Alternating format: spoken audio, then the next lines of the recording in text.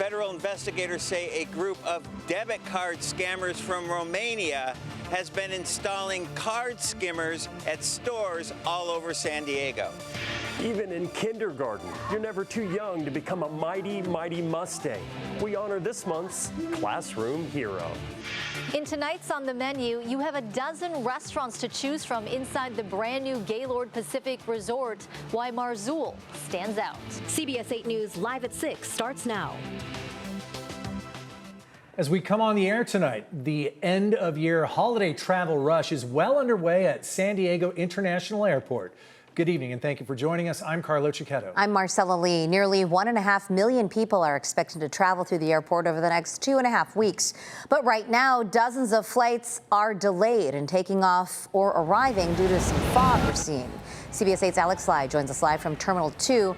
Alex, how's it looking out there right now? Well, Marcella and Carlo, I have to say the holiday season is here at the airport. Christmas decor, we have a few Christmas trees, some wreaths are all up, and a steady stream of travelers. I want to show you right behind me.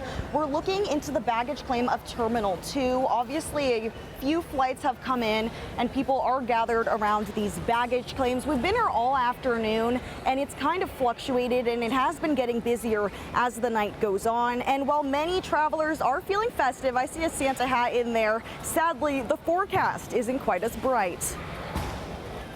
Jingle bells, jingle all the way. Christmas cheer for all to hear was the Mullally family's motto today. Merry Christmas, eh? They flew here from Canada to enjoy a day of San Diego sun. San Diego sounds pretty special, so we thought, why not hit it up for a day and then get on a cruise ship?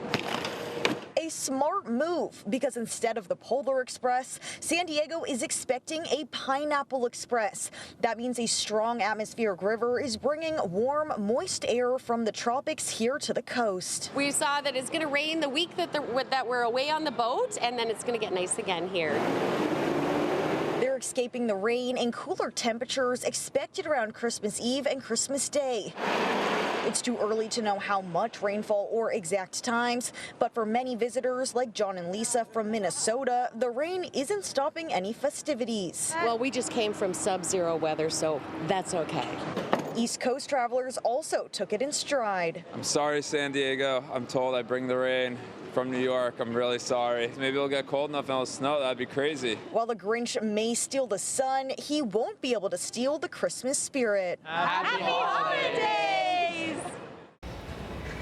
And as you can see, there were many smiles at the airport today, rain or shine, and we'll know more details about that storm next week as it gets closer. But right now, our meteorologists are recommending that you consider changing outdoor plans from Tuesday to Friday if you want to avoid that rain, especially if you have visitors coming in to San Diego. Carlo and Marcella. Thanks, Alex. All right, it won't be a white one, but it is shaping up to be a wet Christmas here in San Diego. CBS 8's Alex Cheney is in tonight for Chief Meteorologist Carlene Chavis.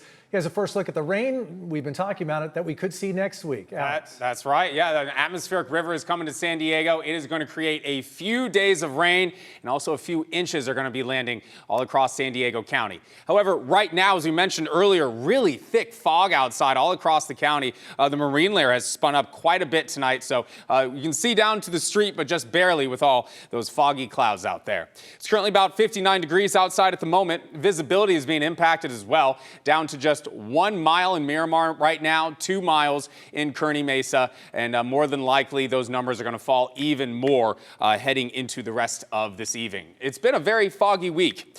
Highs today were warm again, so the mid-70s out towards some of those eastern spots, and the mountains and the deserts, again, running about 10 degrees above the seasonal average. Coming up, I'll tell you more about the atmospheric river next week. Coming up. Thanks, Alex. We'll see you in a few. And as always, you can find an extended weather forecast on the CBS 8 app. Download on your TV and stream now for free. Investigators are trying to figure out exactly how this car right here ended up crashing into a house in El Cajon. It happened around noon on Greenfield Drive. The CHP got reports of a car that flew off an off-ramp from eastbound Interstate 8 and crashed into that home. You can see in this video from Chopper 8, the car is partially inside the home. No word on if or how many people may have been injured in this. or how much damage was caused. SDG&E crews were also called into the scene to see if any of their equipment was damaged. San Diego police need your help tonight in identifying a man who opened fire at a large party outside a Kearny Mesa hookah bar 6 months ago. That shooting happened about 4:30 a.m. back on June 20th in a parking lot in front of Nara Ultra Lounge. Our CBS 8 crews were there at the scene the morning of the incident. One person was killed, 2 others hurt. Investigators believe there are witnesses who may not have come forward yet. Anyone with information is asked to call Crime Stoppers and can do so anonymously.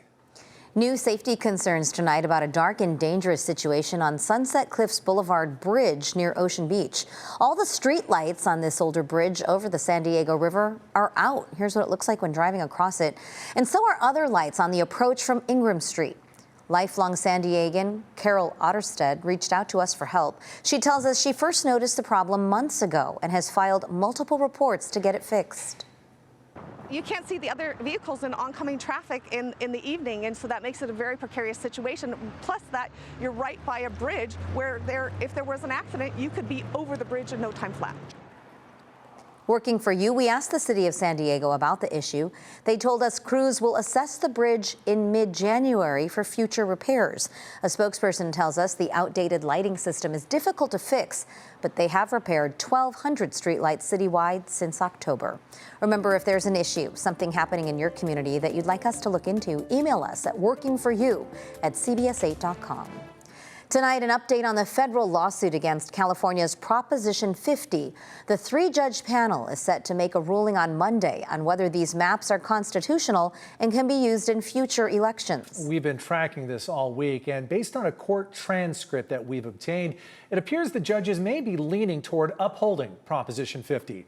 At the heart of this lawsuit, did California engage in racial gerrymandering? Democrats argue the motive was a political response to Texas adopting new maps that benefit Republicans by 5 seats. Republicans in California say the maps were drawn based on race, claiming they were designed to boost Latino and Hispanic voters and that makes them unconstitutional. But during the hearing, the judges suggested the plaintiffs may be too focused on intent and pointed out that California voters themselves approved these maps. Regardless of the voters, it's about whether it's constitutional or not. People may have been presented that, but if the founding of these bills and race plays an element in these bills, then the judge must look at it through that lens. That was Republican Assembly member David Tangipa, one of the plaintiffs in the case.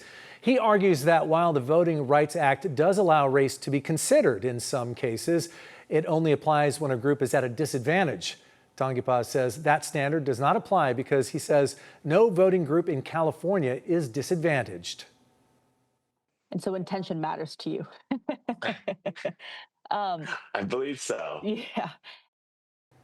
Earlier in the week, a spokesperson for Governor Newsom said the Supreme Court's upholding of Texas's new congressional maps, quote, should be the beginning and the end of this Republican effort to silence the voters of California. His office did not have an updated comment tonight. Time's running out if you still need to ship any gifts before Christmas. We are sharing the important dates you need to know still ahead. Plus, a shift in strategy for San Diego police as they work to make sure everyone stays safe on the roads this holiday season. And later, the new information we're learning about a welfare fraud ring targeting San Diegans.